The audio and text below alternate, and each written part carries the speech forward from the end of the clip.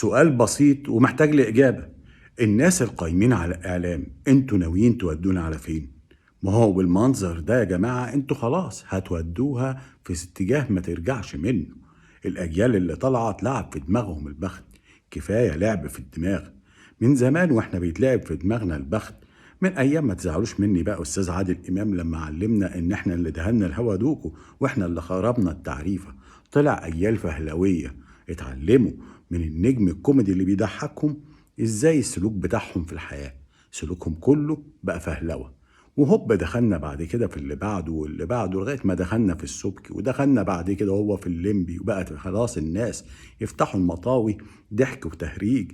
ما هو زي أخونا الليمبي اللي بينبسطوا منه. وهبة دخلنا بعد كده في بعض الأفلام من غير ذكر بقى أسامي انتوا عارفين. وقعدوا يصدروا لنا بقى حاجات ضد الأخلاق وضد الدين. وبعديها ابتدينا بقالنا فترة شغالين في موجة البلطجة. إن ما كانش النجم اللي يطلع ده فاتح صدره وعنده سكس باكس وعنده عضلات وبيدخل بالشومة ويقتل ويدبح ما ينجحش المسلسل. وما ترجعوش بقى تقولوا لي زي أستاذ طارق الشناوي أصل الفن بينقل حقيقة المجتمع. لا، أرجوكوا بالعقل كده. انت بتضخمها وبتزود الطينة بلة وبتزود المشكلة اللي موجودة في المجتمع.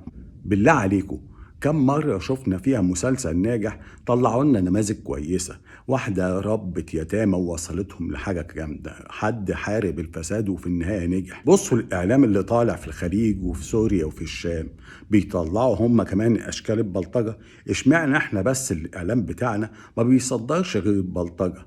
يا جدعان حرام عليكم. الشباب الصغير بيشوف الناس دي قدوة ليها ومحدش يرجع يقول لي مش هي دي قدوتهم. شئنا أم أبينا بيعجبوا بالناس دي. فبالتالي اللي بيعجب بحد بيبقى خلاص عنده في الذاكرة تصرفاته وأفعاله. والبلطجة بقى هتطلع علينا في المجتمع مش شرط تبقى بلطجة سلاح ودم وخناقات. لا، ما هو ممكن تبقى بلطجة في السلوكيات. سلوك بقى مع أهل بيتك مع زمايلك في الشغل حتى تجاه الدولة.